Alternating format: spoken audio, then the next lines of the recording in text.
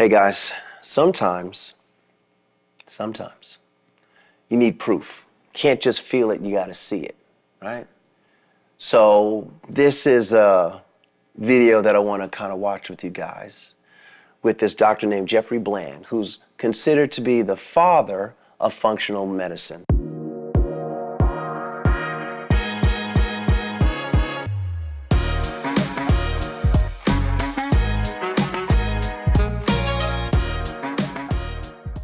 Which is a medicine that, for the most part, talks in the vein of what I'm speaking to you: food, sleep, exercise, detoxification, mindfulness, behavior. Dr. Bland, I had the pleasure of actually meeting him and speaking with him. I was in Schaumburg, Illinois. Like, what am I doing there? But I was actually in a functional medicine course. I think it was a 2 or 3 day course. And I got to ask the doctor some questions that I really had on my mind, because just before I was getting on the plane, a very, very dear friend of mine let me know that she was diagnosed with colon cancer. So, I don't know how to solve cancer, but I feel that there's got to be some kind of way. And for my friend, I really wanted to find out what she could be doing, or they could be doing, to help them get out of this predicament. So actually, when I met Dr. Bland, I think the first question I asked him was, Doctor, how do you cure cancer? He smiled. He said, well, we can combat it. There's really no cure for it, but let's talk about it, is what he said. And I said, that's great, because I have got to get this together. Well, in getting it together, he was part of my reasons for me formulating the food, sleep, exercise, detoxification, and mindfulness behavior, so that I can say it to someone who is not a doctor, just a layman that goes to the doctor. And then that lay person can basically monitor their own health. They can monitor the things that they're doing in order to make them healthy or to make them sick. And of course, I said to the doctor, Dr. Bland, I said, Doctor, don't you think that everyone should know what their blood type is? He said yes. He said yes. And I met many other doctors at the functional medicine program, and they were all about holistic, natural healing and using food as medicine, and medicine being our food. So Dr. Bland has been invited to a show where he's on a podcast with one of my internet heroes. His name is Bilyeu. And Tom was the creator of the Quest bar. And as I understand it, Tom was making a boatload of money, north of $100 million, for years and years and years. And in his, I guess, like his highest success, like right when they were just on the brink of like, this is really it, he and his wife were celebrating in their jacuzzi, and she fell out. She had stomach issues that were chronic issues that they thought that they were dealing with. They thought they were getting them together, and they weren't. They weren't getting it together. They were doing the wrong things. Well, Tom, who now has a lot of money, a wife that he loves very much, he decided not necessarily to become a doctor himself, but he did dive into the things that doctors should be diving into, which is root cause. Why is this happening? What is going on that is creating this? What can go on to make this bad situation go away? I just appreciate Tom. So in one of his podcasts, he now has a podcast called Health Theory, where he invites to me the most reputable guests on his show to make sure that he's speaking, I'm going to say, the language of medicine, the language of science, and explanations are given and broken down in such a way that it's understandable to the layman, the person that's not a doctor.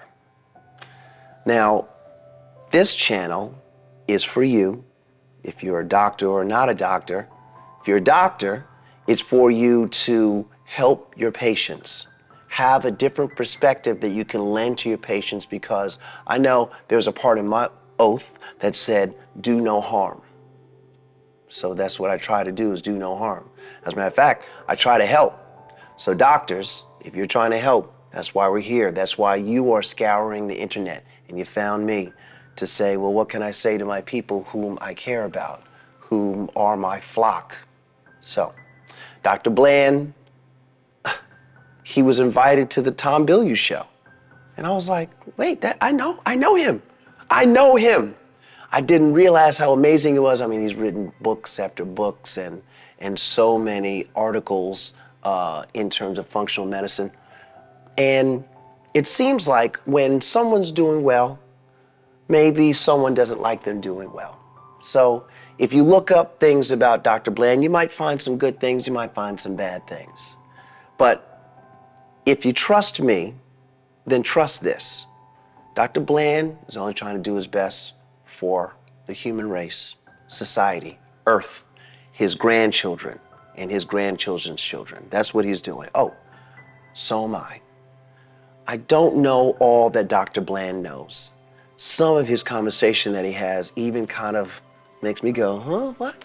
Huh, the methylation of the electron? I mean, like, I just, sometimes it goes over my head. Dental school was a very long time away from now, okay? But in terms of me having a better understanding, and sometimes I have to go back, and sometimes I have to open a book, sometimes I have to scour the internet myself to make sure that I'm understanding what he's talking about. But let's just say that physics is the mathematics of science. So through physics, you can truly explain the mechanism of action of certain reactions. And in these reactions, you're going to have a positive product or a negative product. So when I think about sharing what I can understand with you, I just try to make it simple for you. So we're going to watch this, and there's a couple points that the doctor made, even that Tom made, that I just really want to highlight for you. So here's one part right now. And welcome to the show.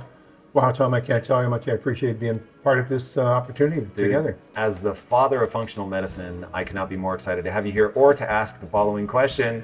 What are the 3 superfoods that people should eat regularly if they want to have peak weight loss and avoid disease? Yeah, so I think that list, obviously, depending on the day of the week or the time of the year, might change. But for me right now... Why would it change so frequently? Well, because... For you from an education perspective, or for the person from a seasonal perspective? Yeah, so I believe in fresh. And, if we're eating strawberries in the winter, they're not fresh unless we are living in a southern climate.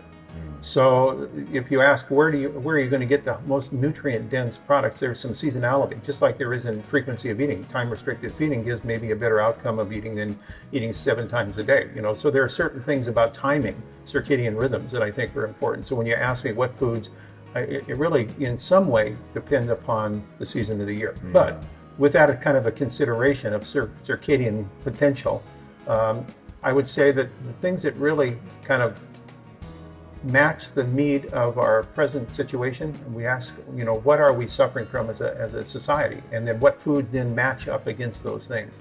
So we're having an immune stress. We know that the human population globally is under immune stress. And why it's under immune stress? Because of all the things that have been part of the 21st century living: industrialization, time compression, xenobiotics, over medicated. I mean, there's so many things that could go on. You'd have to break those down. Right there, the doctor just reminds us that today's price is not yesterday's price, okay? Things have changed. The amount of technology that we have right now has made it so that there are different chemicals running around the air. I mean, even jet fuel. That's not something that we should be consuming, but we do. When the jets fly past, they'll sometimes They have too much jet fuel. Sometimes they have to dump the jet fuel. The jet fuel that they dump gets into the atmosphere, and then we inhale it. It is what it is.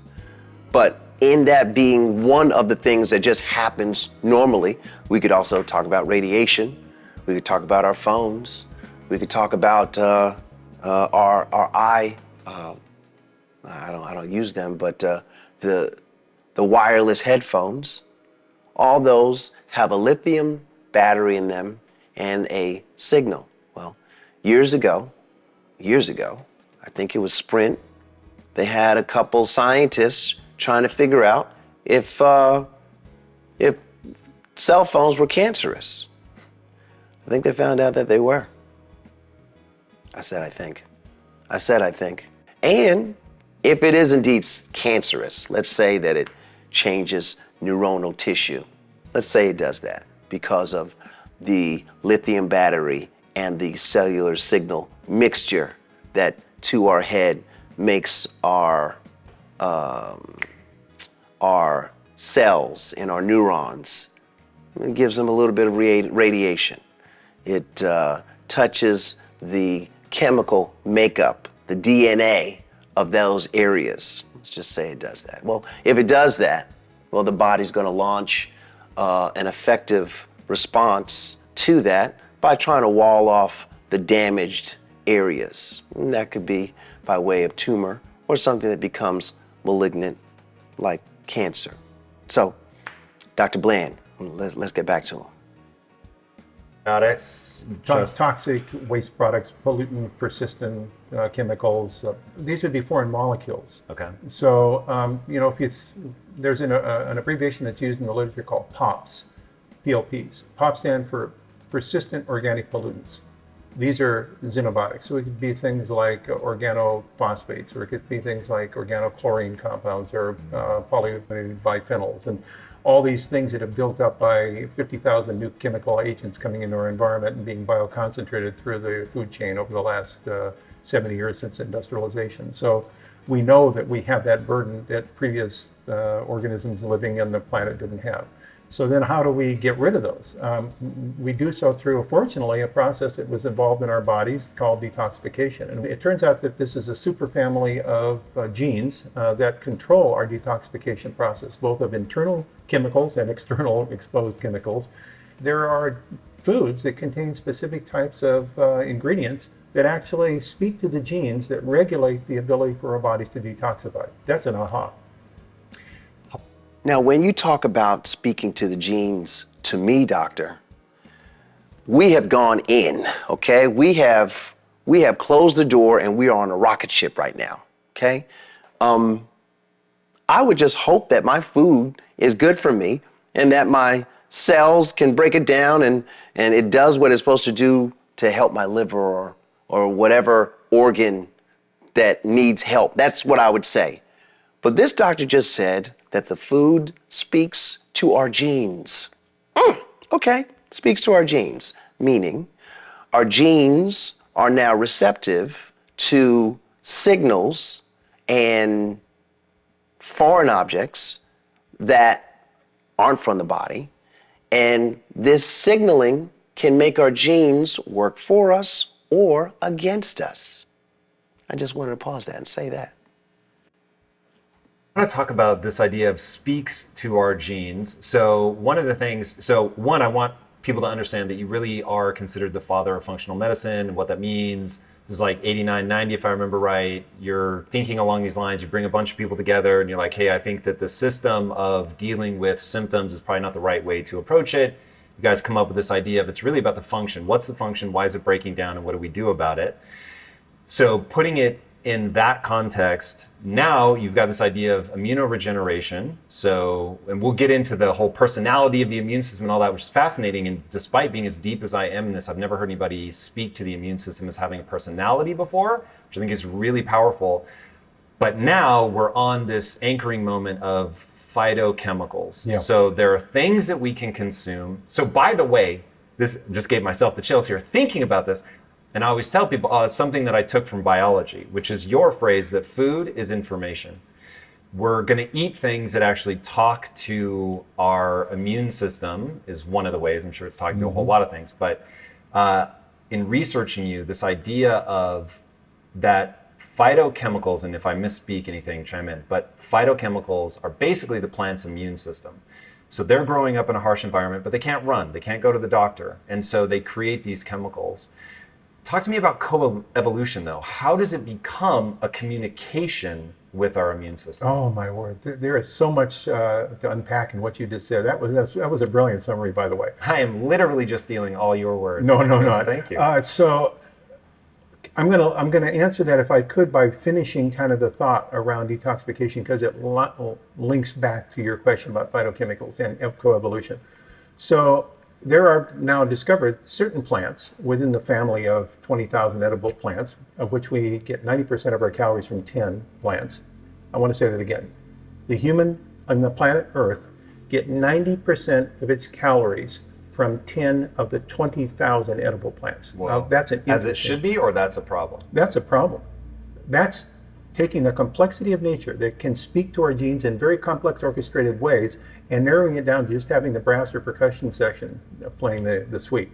So it's a whole different way of thinking about it. And we know we're losing food diversity at a rapid rate. That's another topic. Let me go back here so I don't get off topic and talk about what happens when you then select a food for whom the genes of that plant are that to produce a defense in their environment against their offenders. And depending on where they grow, where they have been genetically evolving, the soil condition, the atmospheric conditions, they will have different personalities because they have different genes. And there are some plants that will produce very high levels of these phytochemicals that have the capability of defending them by their ability to activate their immune system against the pests in that region. It could be mold, it could be rust, it could be bugs. And as a consequence, they, or bacteria or fungi, they're capable of having that defense. And what we have found now, when I say we, I really should talk about phytochemists, I guess I'd consider myself part of that community, have found that some of these plant foods are capable, when consumed by humans then, of activating the genes in our body, particularly in the liver and in the intestinal tract, that activate detoxification processes. I've said it before. I said it like I did a video on detoxification. And I said, well, why don't we just feed our liver the foods that it needs in order to do the processes that it does? But how about I do some things that help support my liver so that my liver can help support me? Phytochemicals apparently is what I was looking for. So the proper phytochemicals in your body for your liver to help us detox from the things that just we do on a daily basis. And these things that are toxic to us, gasoline, jet fuel, radiation in the air, on an airplane, all those things have an effect on us. That effect can break down our immune systems. And if our immune system is broken down, well, then we won't be able to fight anything at all. We will have to get sick and get over it if we can. The way to do it, to me, as simple as one can be, is concentrate on your food, your sleep, your exercise. We're talking about detoxification right now, and your mental behavior.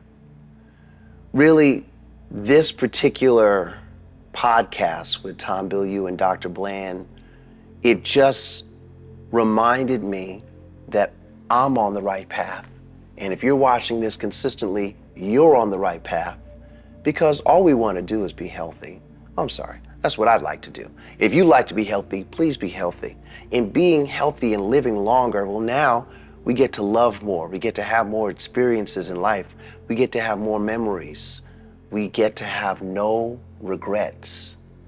When it comes time to shut it down all the way, I hope that you and I are very, very old, and that we can have some amazing stories like, I did this and it was great.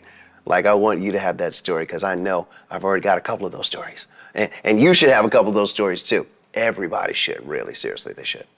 So At the end of the day, it's about preserving life, the human race, the human species, and living with other life forms on the planet.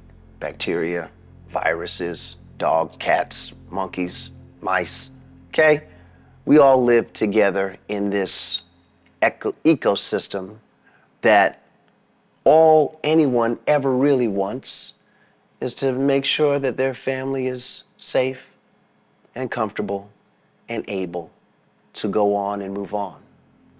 Dr. Bland and his colleagues and functional medicine doctors, I believe, are the ones, if you're finding that you're having trouble getting a proper diagnosis, if you're having trouble understanding what your doctor's saying, or maybe you have a feeling, a gut feeling that maybe you're not getting the right information, well, if that's what's going on with you, if you're feeling that, well then look into a functional medicine doctor. Look into Dr. Jeffrey Bland and anyone that he recommends, because they are all speaking the same language. That's really all I wanted to say about this.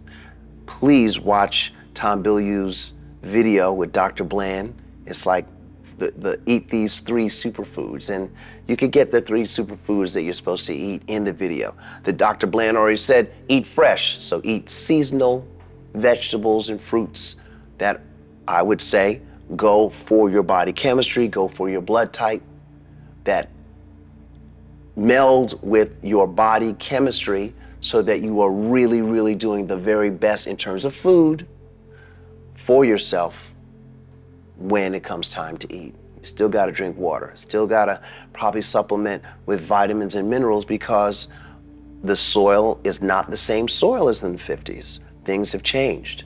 I believe that they've added gluten to wheat, rye, barley, oats. All that food right now will always have gluten.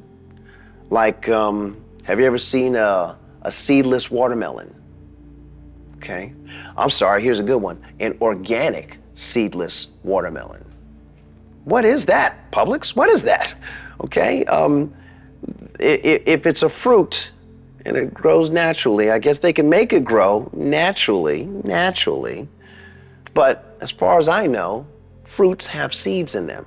So if a fruit is grown with no seeds, perhaps that's not an organic piece of fruit. Question yourself. Question your grocer.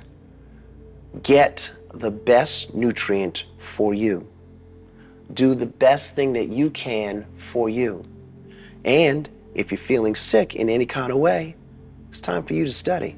It's time for you to understand what's going on with you and what is the root cause of your sickness. Now, are you just going to blame the baby? The baby got me sick. The baby had a cold, now I had a cold. How about this? Oh, the baby had a cold. I took care of the baby all the way and I never got sick. Why? Because you must have been taking great care of yourself and great care of your immunity. That must have been what you've been doing. And there are many ways to do that. Many ways. And the reason why there's many ways is because there are blood type groups. And each group is not the same as each group.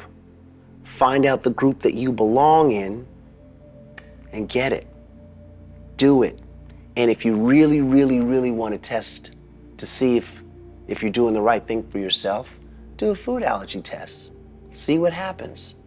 There's some food allergy tests that you take. You may have an allergy to the food, but you don't have enough of something called IgA, which would actually make you have a reaction to the food that you're eating that you're not supposed to eat in the first place, and it doesn't give the proper reaction in the blood test.